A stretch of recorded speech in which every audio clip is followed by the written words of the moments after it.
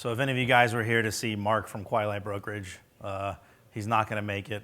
His wife had a baby yesterday, so it's good and bad. So I'm Chuck Mullins. I buy and sell websites. I'm not a broker or anything like that. Just got some experience in it. I'm part of a mastermind group of buyers that get together. It's called Rhodium. We have a conference that we go to coming up in a couple of months. Just kind of like a bunch of people getting together, sharing ideas. I personally bought a website from a guy that was a part of that group for 7 figures. So deals happen in there. So the first thing I would say is, if you're thinking about buying or selling a website, you got to ask yourself some questions, right? Why buy and sell websites? How much is my time worth? Do I want a job or investment? What kind of return on my capital do I want? What size deal makes sense for me? What kind of risk does the site have? And what are the plans I have for this site, okay? And I apologize in advance. I threw a bunch of extra slides in here to try to get some more time, so if something's weird, it's just because I was trying to throw some slides in here to fill up some time because Mark couldn't make it. So why buy and sell? Why buy and sell websites, right? Know your reasons for buying. Are you buying for cash flow? Are you just looking to have some money? Is it for asset appreciation, right? Are you more interested on buying something that you can grow and then later sell, and that's how you plan on making your money versus cash flow? Is it synergy, right? Are you trying to buy a site that you can bolt on to a current site that's going to have an overall synergistic effect and make your existing site more valuable? Is it untapped potential? I had a friend, we were having lunch, and he was talking about how he had just switched from one affiliate offer to another, and that new affiliate offer was making him 10 times as much money as the original offer. It's like, wow, that's impressive. I said, well, why don't you go out and look for every single person who's promoting that old offer and try to buy their sites? You could even pay up and pay like above retail on them for what their cash flow is, and then just switch to the new affiliate offer, and you're making 10 times as much money as you were, right? So that would be untapped potential. And then there's private blog networks. These things still work. So if you're trying to rank, I mean, I just found a competitor that all of a sudden he was ranking number 1 for some like pretty competitive terms against us, and just came out of nowhere. So I start looking at his link profile and start finding like that he had built like 130 website private blog network with all these links pointing to himself. He was ranking number 2 for some of our brand name, but there would be no reason for him to rank for our brand name. It was all because he had built this private blog network. So if you can find some cheap, valuable sites that maybe aren't making money, you can build yourself a little private blog network. And by the way, if anybody has any questions during this, it's only me, so just ask. So know your reasons for selling, right? Are you just looking to cash out? Do you want to buy a boat or something? Are you looking to redeploy capital? So maybe you've already built this site up to as much as you want to take it, and you want to go and start something new. So you're looking to redeploy the capital. It could be a declining market that you're seeing that you want to get out of the business because you don't think it's sustainable.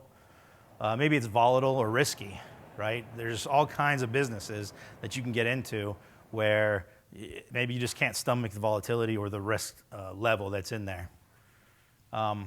Maybe you just want to focus back on your core business. It's something I've gotten in trouble with. I own something like 1,000 domains. I probably have something like 12 different corporations I own. I mean, it's just everywhere. And when you go everywhere, you're nowhere. It's hard to focus unless you have people in place to manage each of those individual assets. So maybe you just need to kind of focus back in on something. And I would highly advise people not to go in that direction where you get into too many things unless you really have a good support staff in place.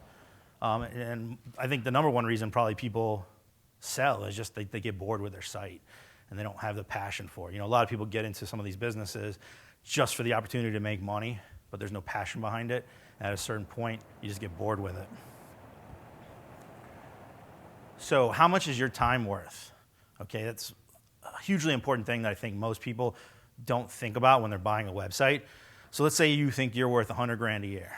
All right, if you break it out, that's like $50 an hour if you were to work 40-hour weeks. So don't work for less than you're worth. Okay, so if there's a website with a net income of $1,000 a month and it only required 10 hours of your time per week, that would only make you $25 an hour if you're putting in that time, right? So then you're working for less than you're worth. All right, if there's an equivalent website that's making 10 grand a month and it only required 10 hours of work per week, you'd be making $250 an hour, right? So again, work for what you're worth. So how much is your time worth? Let's say there's a site that's for sale that's worth $3,000, or it's making $3,000 a month of profit. You know, would you buy this site for 6 times or 6 months multiple, right? Which would be 18 grand. Seems like a good deal, right? It's pretty cheap. But what are the real costs in terms of your time, right? So if it requires 40 hours of work a week, and you do the math, all of a sudden you're making, let's see, what is it? $18.75 per hour, right? And you're using $8,000 worth of your time. So it's not a good deal, right? Because it's requiring all this time. Now, if you can get somebody and put somebody in place you're paying $5 an hour or $10 an hour to do that, then maybe it's worth it. But if it's your time that you're putting in, it's not going to be worth it. So what kind of return do you want on your investment? So typical, CD, we'd be lucky if we can get 1% right now. Bonds 2 to 6, stock market 7 to 12, real estate 5 to 14. So when you're thinking about investing in an online business, you have to decide what's best for your capital and where do you want to deploy it, based on the risk. So what's the difference in all these percentages, right? It's risk. Which one is the most risky, right? Bonds, CDs have the least risk, so they pay the least return. So what kind of return do you want? You have to think about. Do I want a 30% return? Would I be happy with a 20% return based on the risk? So what size deal makes sense for you? All right, so say you bought a site for $100K and it's making, and you want to make 25% return on that $100K. You'd have to get 25 grand, right? But that's only the percent return on your capital. That doesn't account for your time. Like, are you buying a job or are you buying an investment? So when you take into account how much time you might have to put in, say you had to put in 10 hours a week, that's 26 grand. If we're assuming $50 an hour, that's 26 grand per year of your time you're going to be investing. So what do you really need to make on that as a return on that 100K? You'd have to make 51 grand, which would be an effective 51% return.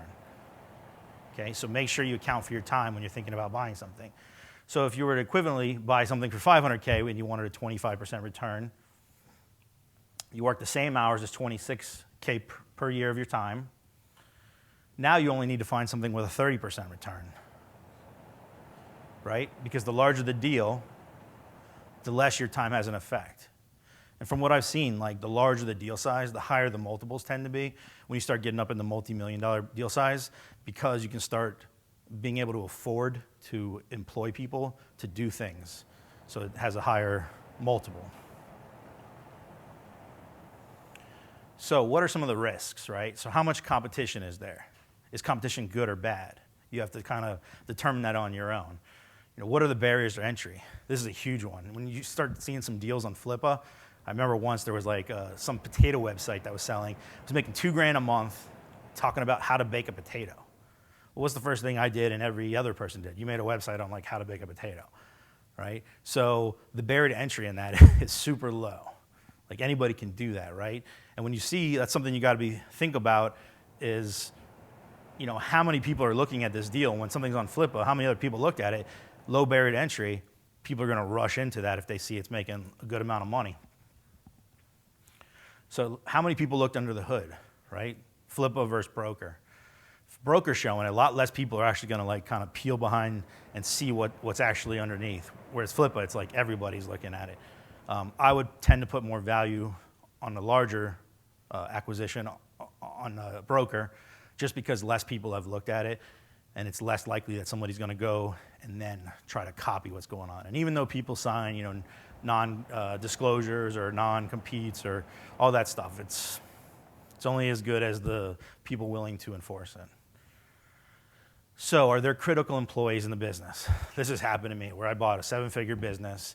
It was like one blogger who was like the entire business, And that blogger, a couple months after the acquisition, even though they swore to me that they were going to stick around, they loved it, blah, blah, they're like, I'm out of here. I'm going to go start my own thing. That can be pretty crushing unless you have a plan in place to fill that void. So that's something you really want to be concerned about, and make sure you get contracts with all of your employees, things like that, what they can't do competition-wise, things like that. Does your business rely on outside sources, right? So is the critical operations of this business rely on a certain vendor who's providing a certain supply of products or widgets at a certain price point, and maybe there's like a relationship that's had between the seller and that person that you can't get, or maybe that company is going to raise its prices.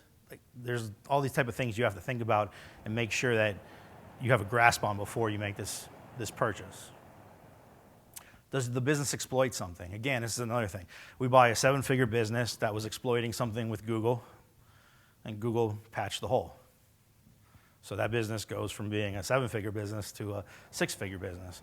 I think we bought it for 1.5, and I think we sold it for 250. Now, we made all our money back because we were able to exploit it for long enough, but at a certain point, exploits, they only work for so long. And it's not to say that exploit in a bad sense necessarily, right? It's just if there's something specific that you're taking advantage of that at some point may no longer be an advantage, you got to think about that when you're pricing.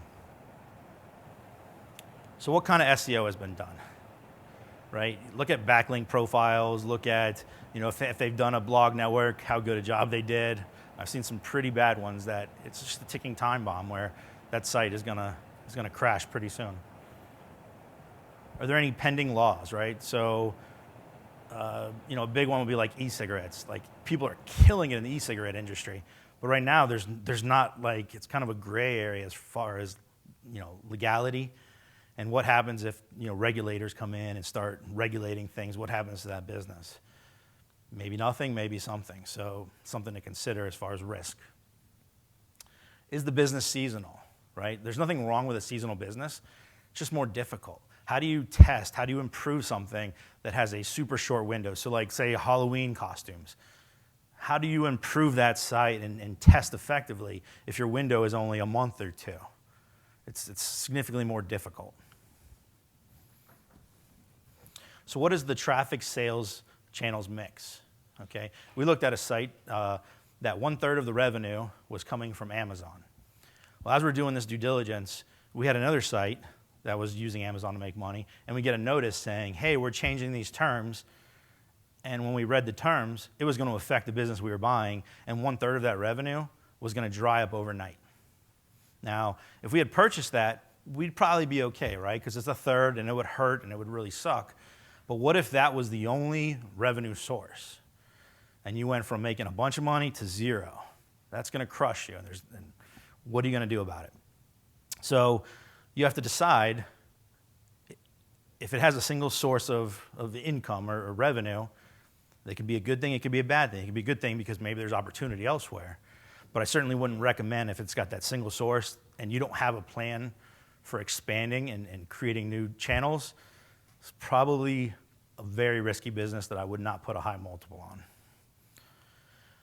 You got to look at where all this different traffic comes from, social, direct, again, and just kind of think about how you can bring in more traffic and create new sales channels. So some due diligence tools. SpyFu is probably one of my favorite. I love it. You can look at the competitors, see what they're doing, try to come up with some ideas. They've got Venn diagrams where you can overlap keywords from one company and another, and you can see what your overlap is, and then what they're ranking for that you're not, and what you're ranking for they are not. And then you can go and try to figure out if you can rank for those keywords and improve your stuff. Moz, it's great for doing a link profiles, so you can see who's linking to them. Same thing, Majestic's great, SEMrush, Ahref. All these are great tools that you can check out. Here's some additional ones, archive.org. If you're buying like a smaller site, people buy expired domains and they'll throw stuff on it. And if you're buying a site like to build out a blog network, it's got a high PR, high, majestic score. Maybe it's not what it seems. Maybe it's they bought an expired domain through something new or just copied the information. I've looked at sites where it was clearly like they just ripped off the archive.org data and posted it on the new website because like the link still said archive.org on them, right? And one site I bought that the person had done that, and I was all right, I won't say I was okay. I bought a site like that, and the person contacted me who used to own the site, and what they had done was they bought a new domain and moved everything over and just let the other one expire. This guy took that, put the new content on it. This person with the new site contacts me, hey, you've stolen all our stuff. I'm like, oh, I bought it on Flippa. Here's the contract. I just bought it. I'm sorry. I'll remove this stuff. People are okay. But they didn't have to be okay, right? They could have come after me. So it's something you have to think about. Again, all of these are just some good stuff. So has the site been affected by Google, right? Clearly, this is spy food right here. And you can add a bunch of keywords. So each of those lines represent a different keyword. And you can see over time how those keywords are doing. And when the Penguin update hit, what happened? Boom, everything just went off a cliff. Not a good day. And some of those things have come back. But if it's been hit one time, what's to say it's not going to get hit twice, 3 times? You want to maybe dive into it a little more and see what's causing the issues. All right? How long has the site been ranking? This site clearly used the private blog network to all of a sudden start ranking. Is that okay with you? Maybe, maybe not. So some additional due diligence, right? Let's say you're trying to buy something on Flippa. Read some of the comments that other potential buyers are writing. You can find people get called out all the time on Flippa. It's pretty funny. And look for people that are being defensive about things, right?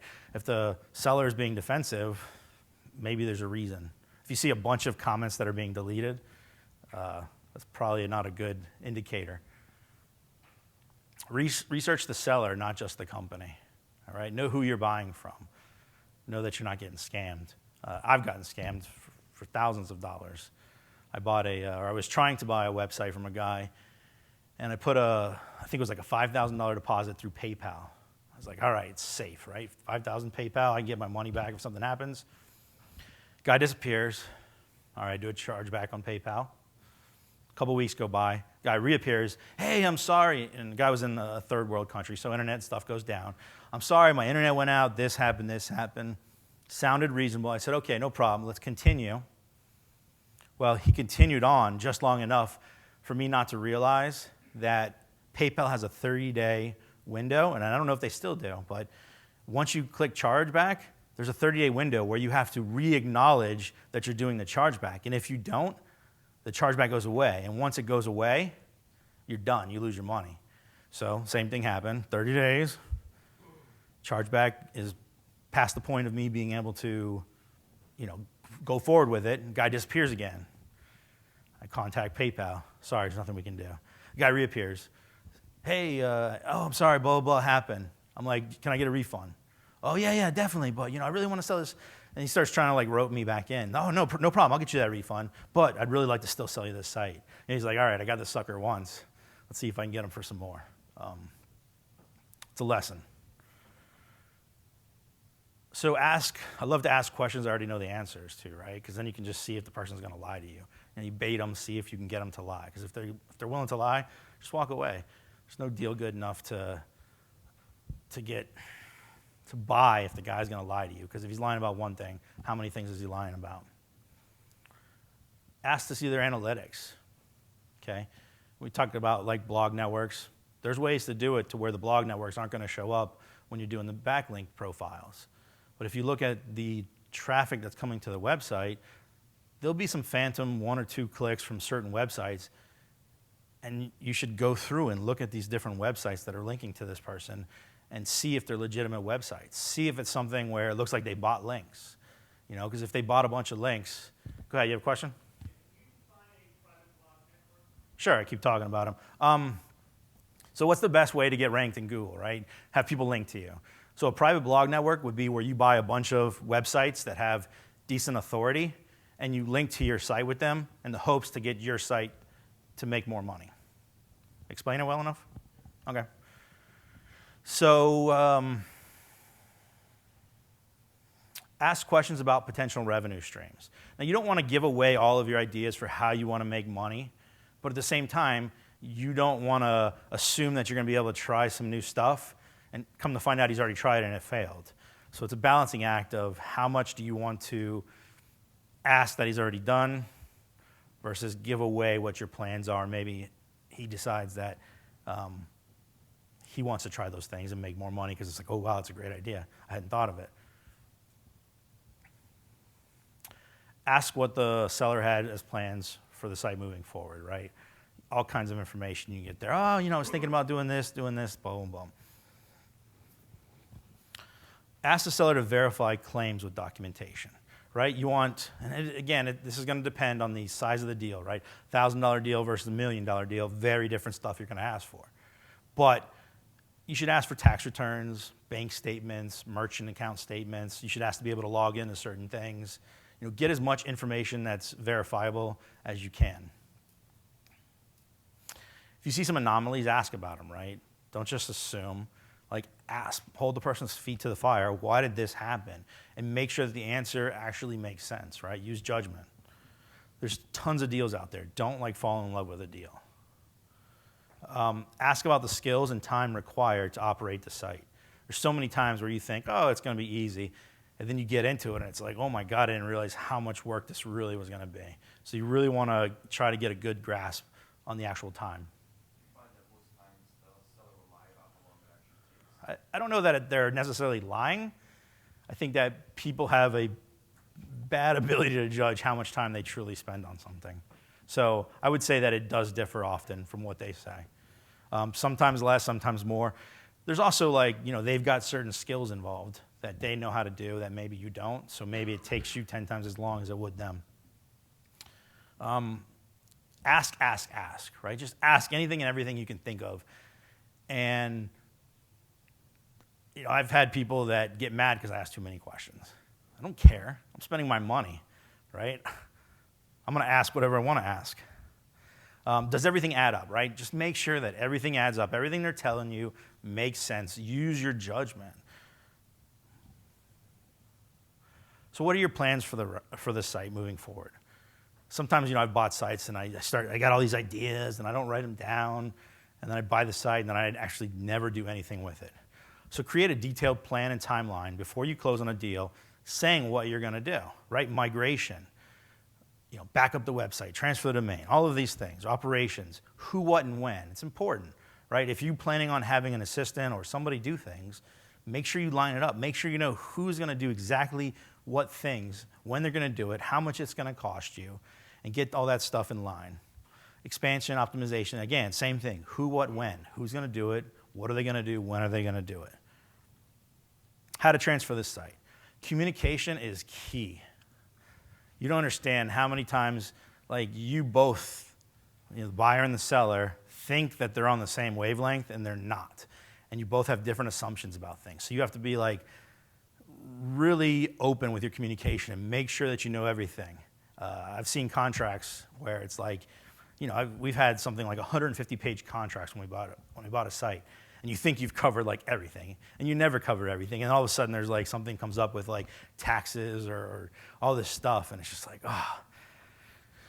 think about what your pain point is. Okay, if you're buying a $1,000 website, depending on who you are, maybe it's a high pain point for you, maybe it's not. If you're buying $1 million website, it's probably going to be a high pain point for anybody. But think about that, and when you're thinking about contracts and this and that, a $1,000 website isn't going to have a 100-page contract. $1 million website probably will. So think about your pain threshold and what you're willing to lose when you're transferring a site, right? So, if it's a $100 site, I'm not going to jump through all these hoops to get this thing transferred over, right? It's okay, I'll just send you the money and then send it to me.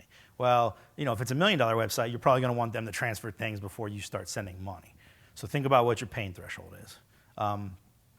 Again, prepare a contract detailing the terms of the sale. Time frame and consequences. payment terms, seller support, non-compete, non-disclosure, non-performance. Make sure you're just crystal clear on everything. Get contracts with key employees. Like I said before, nothing worse than you talk to this employee, oh yeah, I'm going to stay on, blah, blah, blah, and it's a key person, and then you close and that person just bolts. It's not fun. All right, so buy and sell on terms or prices, right? There's two ways to buy. So if I offer to buy your site that's generating $10,000 a month in profit for $1 million, probably just about everybody's willing to take that, right? Because it sounds like a sweet deal. It's almost 10 years of net, all right? But you got to ask yourself, what are the terms on this deal? So I said, okay, I'm going to give you 10 grand down, $2,000 a month until I pay off the other $990,000, right? Clearly, those are some messed up terms that nobody's going to accept. And if you are, let's talk. So more realistic evaluation of a site that's making like 10 grand a month would probably be $200,000 to $360,000. Cash offers tend to have a lower price or lower multiple that you're going to give them, right? So cash offer would be on the lower side. When you do like deals with terms, then you can start paying more. So think about being creative and flexible when you're figuring out the deal structure. So we've bought sites where, let's say, site's $1.5 million. We'll offer the seller $600,000-700,000 cash. Okay, we'll offer the guy a note or ask him to carry a note for, let's say, if I 700 cash, 700 note, and then I'll ask him to take the other 10% as equity in the new company that we form. And that way he has a vested interest in making sure that he sticks around. So the note is a vested interest, and maybe the equity is a vested interest for him to stick around and give seller support. Now, I wouldn't want to do it in such a way that he has any kind of control, but I'd like to have my seller stick around because then I know that they still believe in the company. Right? If they're willing to hold a note, they still believe in the company and they're not just trying to dump it. So I will pay up in price if the seller is willing to hold a note because it's costing me less cash up front anyway. So just try to be creative in your deal structure. There's a countless number of ways that you can make a deal happen, and don't just get stuck on, I need this much cash. So how to pay for sites. If you're sending the money first, escrow, PayPal, just know that little caveat about PayPal that if you do the chargeback, there's that 30-day, and it may have changed. After the transfer of the domain or files are in hand, then maybe you pay with these other ways, but there's no recourse, right? Check, cash, wire transfer, Western Union. To get your money back after you sent that, it's going to be a lot more expensive, and you probably have to get some lawyers involved. And it's not something you want to have to go through. So where to buy and sell websites? You can do it on auctions, Flippa, eBay. eBay is probably not the greatest, but Flippa, you can get some decent stuff, but you just have to be careful. Then you got brokers, Quiet Light, Digital Exits, FE International. You got Latona's in the back over here. You got marketplaces, there's a couple, and then some miscellaneous ones, right? So maybe you talk to your accountant. Maybe he's got a client that's interested in selling his business. Maybe you're networking at an event like this. Like I said at the beginning, there's that Rhodium weekend, and I have no ownership or anything like that. It's just something that I go to that I value. So that's why it's up here. But it's a really good summit. Craigslist, all these weird things. You could just do cold calling people. If you see a website that may be synergistic to something you have, just reach out, pick up the phone, call them. So pick the right broker. This is really important. The other day I was looking at a site. The guy's asking 23 grand for it. And here's an excerpt from a conversation. So we had kind of been going back and forth a little bit. I asked for a P&L. They sent me just some numbers and a spreadsheet that were clearly not all of the expenses. And I said, can you give me a little bit more information about these numbers, and can you send me an actual P&L? And the guy said, this is a bargain basement sale, not a $600,000 acquisition. So unfortunately, that means that we have more potential buyers and less available time to entertain such in-depth questions which certainly do feel like competitive research first due diligence. So asking for a P&L to this broker was, seemed, what was the word in here? In-depth questions, all right? This is a quick sale, and we have others interested. Currently, you don't have an offer on the table. So he wanted me to make an offer before I asked for a P&L. Who in their right mind is going to make an offer on a website when you haven't seen the actual numbers? The site, they listed it for, they were saying it was making $1,400 to $1,500 in revenue. I said, revenue or net? Revenue. Well, what's the net? Oh, well, we're not really sure. Come to find out, the net was like, I think $400 a month. But that initial document they sent me said it was $800 a month. So they were missing all kinds of numbers on that spreadsheet. And when I say pick the right broker, this guy clearly thinks that he's too good to work on a $23,000 site, okay? So to some people, $23,000 is a lot of money. To some people, it's not. I guarantee that buyer, to the seller, he thought it was a lot of money. And he chose a broker who maybe is used to selling $1 million, $600,000 websites, who didn't want to put the time in.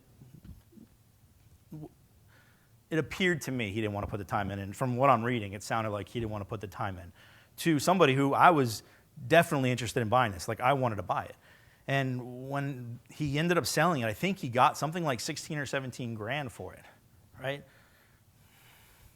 I think actually he got more than he should have, because at $450 a month, I don't think it was worth that. But if you're trying to sell a $20,000 website, don't let a broker do you a favor and we normally only sell $500,000 and up sites, but I'll do you a favor and sell you this 23 grand, because they're probably not going to put the time in that's required to do it.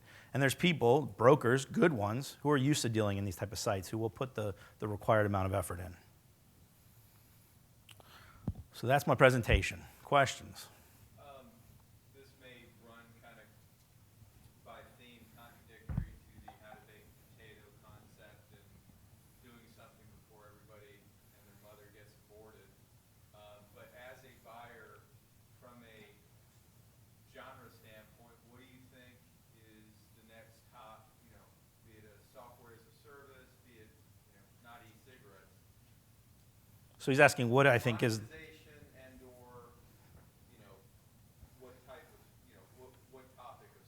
Right, so he was asking what I think are the best niches to get into. Personally, I like membership stuff. So anything from a SaaS to any kind of membership site where there's a recurring revenue, I love those, because it's just not guaranteed income, but it's, stable revenue. And you can make small adjustments in both the sales funnel and on the product side where you're creating a better product.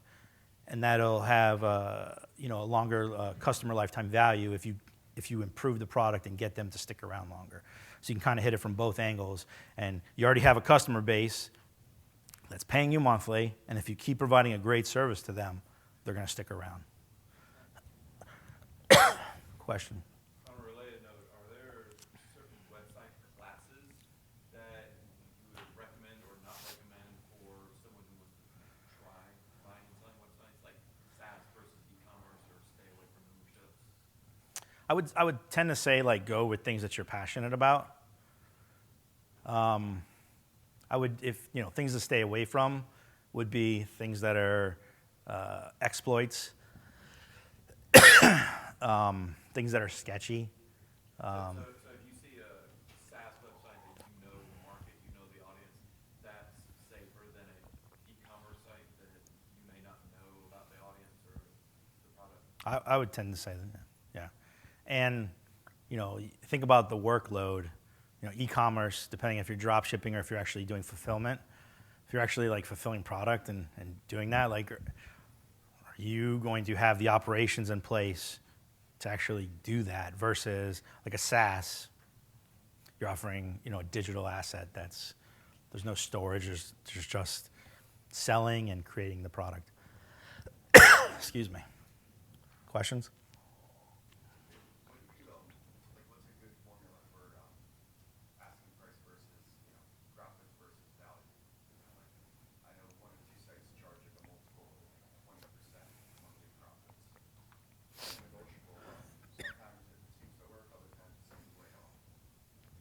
got this cough. I'm sorry, guys.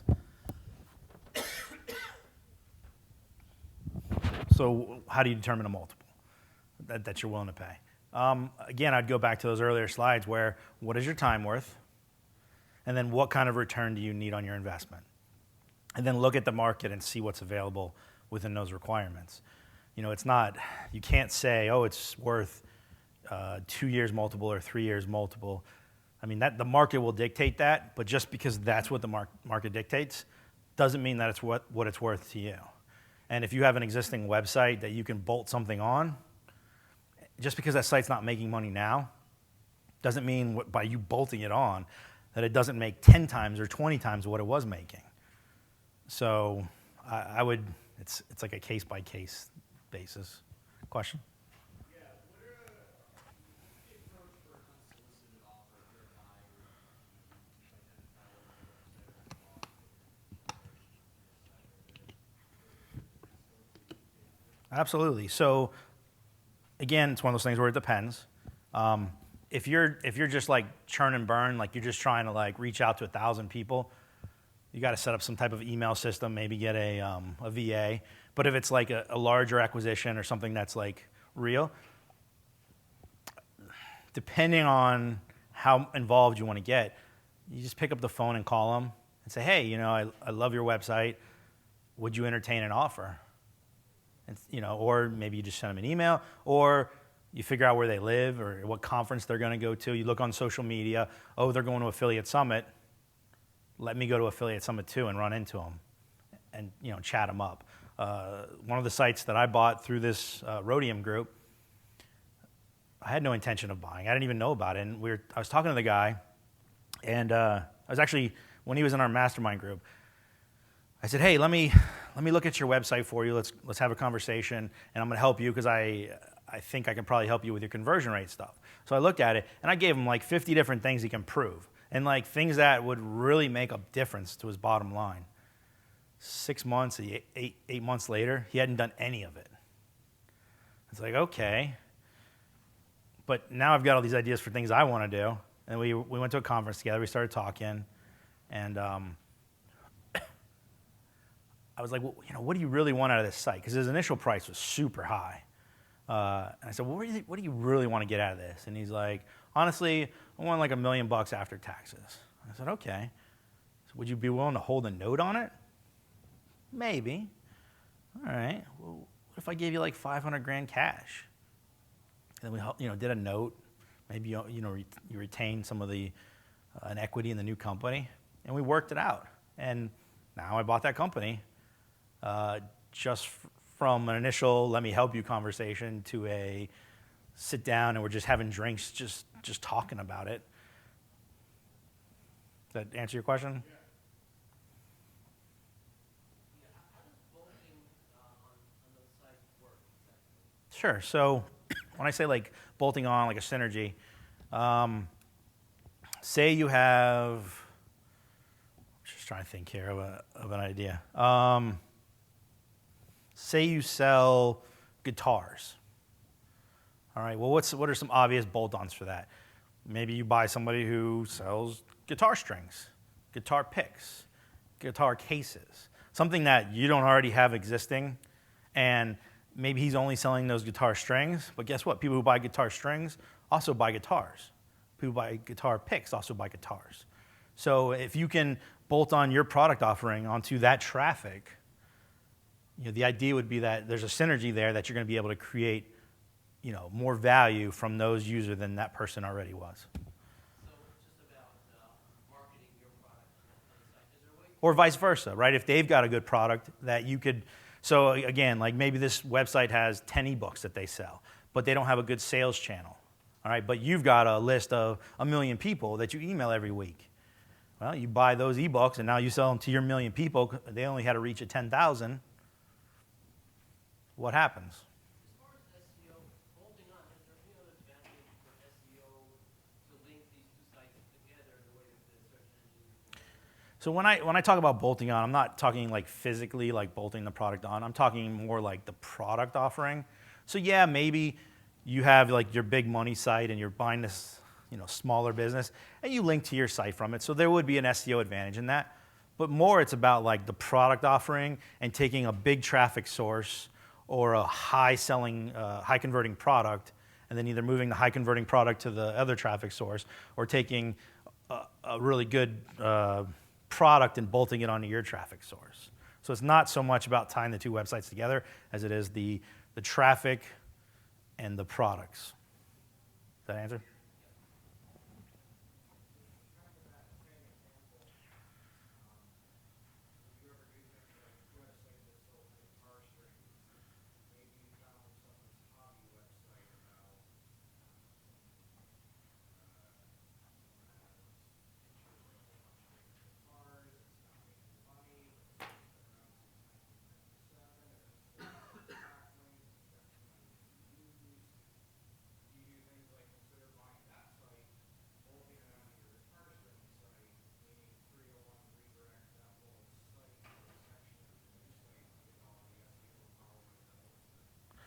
So you probably know better about that than I would. But so he's asking about buying a domain name and redirecting like a 301 to the new site.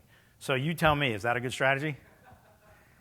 Yes, okay, so that's a good strategy. I might say that that'd be a good private blog network strategy, so you could buy a bunch of, hobbyist websites and have them linked to your money site.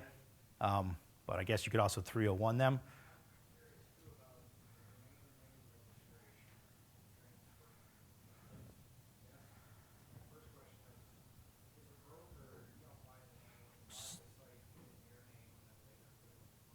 So I'm not a broker. I'm just a buyer.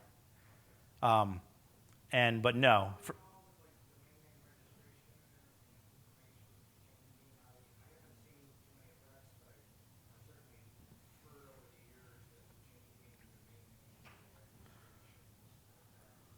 Right. So in my experience, and it'd be like correlation versus causation, I haven't seen anybody have a broker transfer the domain to the broker and then transfer it to the person. I've never seen that done. It's not to say it doesn't happen. I haven't seen it. I've seen it happen where I transfer the domain name and transfer the website to a new host, and it tanked by 20, 30%. Now, correlation, causation, I don't know. It happened to me.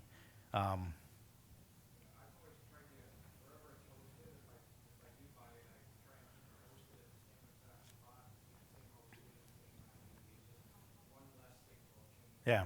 So he's saying when he buys something, he tries the same host, same IP, and that's the strategy that I do as well. Is I try to keep it where it's at and not move it to something new. On the 301 discussion, I've seen that work. I've also seen it be a total disaster. So, because if you just think about it from Google's point of view, so 4 or 5 years ago, I had this thought of, hey, I've got some sites in a certain space. There's a lot of smaller players that they've got great backlink profiles, but I can't monetize them very well. So what I'll do is I'll do it straight up. I'll buy these little sites, I'll roll them in, I'll move the actual content over. 301, you do it all exactly the way Google would want it. And they've got some stuff in there to prevent it. Because if not, just think about what you could do. Absolutely. You take some huge publicly traded companies and they could go buy all the content and they could 301 everything for topics to one source and say, we dominate all the search for these. So I have seen it work, but there's a filter in there that Google's got figured out about 301 redirects on like domains that can filter that traffic out. And I've done some very interesting 301 testing on that. And I've seen posts that literally where I've moved the content, 301, everything should be perfectly in place. I've seen posts where I'm looking at individual page views for different topics and see them go from thousands of page views a day to 0 overnight because Google has put something in there. And just as a follow-up to that, The Guardian, I was in a forum chatting with a guy for the Guardian's like a newspaper in the UK, and they decided to drop the .co.uk, I think, and go to .com or one or the other. And they didn't tell Google about it. They went and did all that exact same thing. Traffic went to nothing overnight, and then it was a manual push of a button by someone at Google to fix it. So something in there, because otherwise, people like us would just buy up whole entire industries and just 301 Absolutely. stuff all day long, because you can find the backlinks out there pretty easily, even legitimate ones, but they don't always give you the traffic you were hoping for. So, and I've seen it work too, right? I've seen people 301 a website and retain most of that juice. But some of the times I've seen it where it works was kind of similar to what you said about The Guardian, where they got a clean domain and they redirected an old one to that one. And then they built a private blog network to that, and I've seen them dominate. Like right now, like I can do a search, and I know somebody who's got like 130, 150 website, private blog network. It's all pointing to one thing with a domain that's 301 from an old domain that had some juice, and they're like killing it. So On a clean domain, I would probably say a little bit different. But when you're talking about you've got a property and you got another property, like the guitar example, I think that is where there's a significant something going on there where Google is not just doing it straight up. yeah. I'm sure that with the longer a website is profitable, the more valuable it is to some extent. But is there a threshold that you think a website needs to be profitable before you consider selling it? 3 months, 6 months? Selling it or buying it? Selling it. Selling it. So I would say the maximum threshold would be 3 years, meaning after 3 years, who cares? I don't care what happened 3 years ago. And that's to maximize the value. Under that, I would say the minimum is like 6 months, but I think as you go on in time, incrementally, it's going to get better and better. I would say strive for minimum a year. But I think after that, it starts getting incremental improvements as opposed to like leaps and bounds. If it's 6 months, I'm going to severely decrease the value that I would put on that versus a year. But from 1 year to 3 years, it's going to be a very marginal, increase, I would say. And that's me personally. I would say that all buyers are going to be different, right? Question? Which website host providers are best suited for Amazon's e-stores? For selling? What do you mean? I don't. Yeah, So like what broker? Just became an Amazon affiliate, but I want to add an e-store on a site. So which website host would be best suited for that scenario? So I'm not sure. I don't know that I fully understand the question. So you're saying to buy a website from somebody, or you're saying hosting, like where to host it? Yeah, way to host it. I couldn't give you. I'm not real big on the Amazon stuff, so I don't know a good host that would. If there's any, I don't know if there's anything specific about Amazon that you would need a specific host. Does anybody have thoughts on that? Yeah, I'm sorry. I don't know. I know if you're using like some of their widgets and things, you could just integrate them into your site with a snippet of code, kind of like an iframes, and it just injects into. You use almost any host for a lot of those, like Amazon affiliate networks. Any other questions? Back? Regarding the private network again, so it seems like if you're buying these blogs that have a lot of authority already, the price is going to be fairly substantial because they have authority. And then second, or maybe they're not monetizing things, so therefore you can get it, on the cheaper side. But it just seems like if you suddenly all of a sudden have all these established blogs one day, point to one website. Well, you don't do it in one day. So the difference would be. Go about doing that. What is the right number of sites to acquire, and how do you slowly, begin to do it? And you provide all this content, on why the person's blogging, and then you also have to blog about other stuff, so that Google just doesn't say, hey, there was no content here. Now all of a sudden we're just driving everything, and I see that happening, 4 times a week or 4 times a month or whatever. Yeah. Strategy is. So the strategy would depend on if your money site is a small site that doesn't have a lot of links to it, or if it's an existing bigger site that does have a lot of links to it. If it's a smaller site, you've obviously got to take things slow. If it's a bigger site, you've already got a big link profile. So adding 2 here, 3 there, 5 there could have a dramatic effect on your rankings for keywords, but isn't going to throw off necessarily any kind of huge flags. So I would say it depends, but I certainly wouldn't go and throw 100 website links at a site in a single day. You'd want to do it slowly over time. And you asked about an authority site. how can you buy one of those inexpensive? You can do it all the time, right? If somebody's under monetizing a website, or if maybe the traffic to that website is not monetizable, meaning, it's about some topic that you can't figure out and they haven't figured out a way to monetize properly, it still can have a lot of link juice, and it can still do you a lot of benefit in the sense of linking it to you.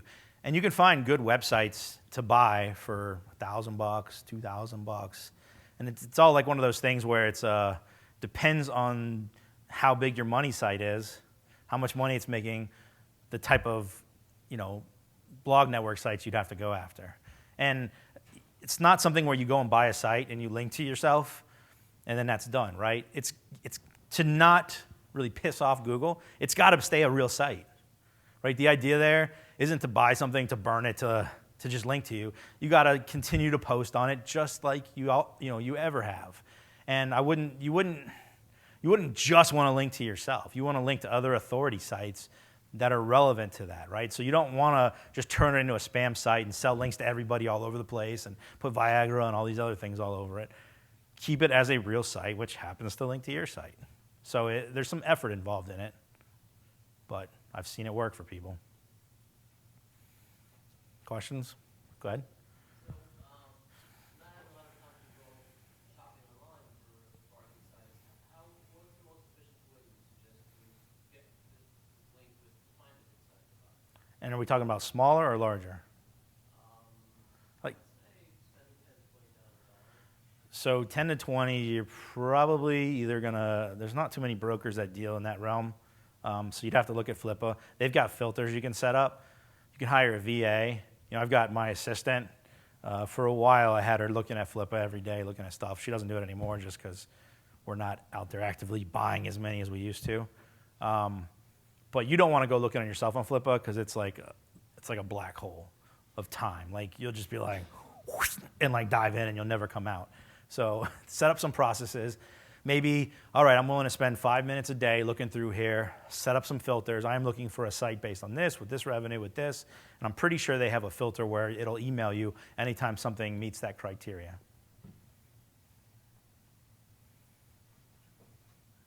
Can you talk a little more about like the private blog network? Let's say you're buying a site for like 10, 20 grand. The person tells you it's had a private blog network boost, but you're not buying the network with it. What would you do in terms of how many sites would you create, how many posts would you put per week, month? Like just a rough strategy of a small site that let's say making $500 to $1,000 a month profit. So if somebody's using a private blog network and you don't have control over it, very, very risky. Can you pick up from where they left off? Or it's not gonna carry over? You probably could. I wouldn't necessarily shy away from it, but if you see that kind of linking strategy, you want to make sure that they did a really good job. Like some of the stuff I've seen where like somebody gets really cheap on a private blog network. They buy expired domains, they throw them on a web page, they grab all the content from archive.org, and it's a one-page website with the only link pointing to themselves. It'll be like an old pizzeria website that's linking to beauty supplies. Right, totally off topic, doesn't pass the sniff test. If somebody looks at it, it's like, really, come on, like put a little bit of effort in, right? So it shouldn't be a one-page website. It should be like a decent site. If somebody's, I would look at what they've done. You got to figure out if they remove all those links overnight, what's going to happen. And yeah, maybe you can buy something like that's had a small network. I wouldn't buy one where somebody controls like 100 blogs that are all linking to this one, and they could remove them at the drop of a hat, because that's just asking for trouble. That answer your question? Yeah. All right. Questions? What's your own side? What are you doing cash per site? Honestly, I just like threw a website up there just because I was going to speak. So I was like, I guess I better put a website together. So it's not really anything. I know. Strategy, like you buy all these sites, you have an exit strategy for the site. My exit strategy is cash flow. Say it again. Cash flow? I'm not really into exit. I like buying and holding and developing cash flow. Honestly, like I think people are crazy for selling at the prices they do. So I see a lot more value in it in buying them than in selling them. So You can't manage 100 websites. you put staff in place to do stuff like that. So you have to have good people under you that can handle stuff.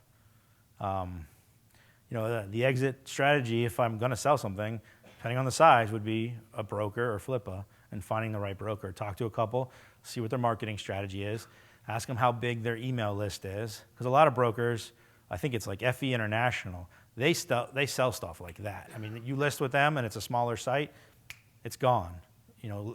Quiet Light, they deal with a lot of bigger sites. It takes a little longer, right? You're not going to sell $1 million site in 3 weeks. What was the first one you said? FE International. Let me see. Where's my little clicker? FE. I'll bring it up. What size, Latona? What size do you guys sell? Mid five figures into mid six figures, kind of that's obviously 450,000 variance there, but that's really a sweet spot. Yeah, to bolster what you said, 10 to 20,000 flippa or FE International. Quiet Light Brokerage is great with the consistent, upper six to into sevens. We try to do hundreds of thousands of dollars. I'm sorry, who are you with? Right here. Latonas. I don't know if it says right here, but I'll spell it to you if you want. It's LAT. Yeah, so it's LATONAS.com. Okay, the last letter was F. You guys talk after the thing if you want. All right, thanks. Anybody else questions? So if anybody's got anything they want to sell or talk, I'm around. It's funny because somebody's like, well, what's your reason for being here, like to speak? And it's like, honestly, I don't really know. Like, to network, to meet people, maybe deal flow, find investors. So one of the things when I do buy like 7-figure sites, I like to get investors, and I also like to invest. So you got one guy at the top who finds a deal, and then you bring in investors who are bringing a bunch of the cash. The one guy's managing it. The guys fund the deal with their cash, and our time is out. So talk if you want to talk. Put that slide with the resources that you had in the first one, like spot food. Yeah. Good job, thank you. Thank you. Thanks, guys.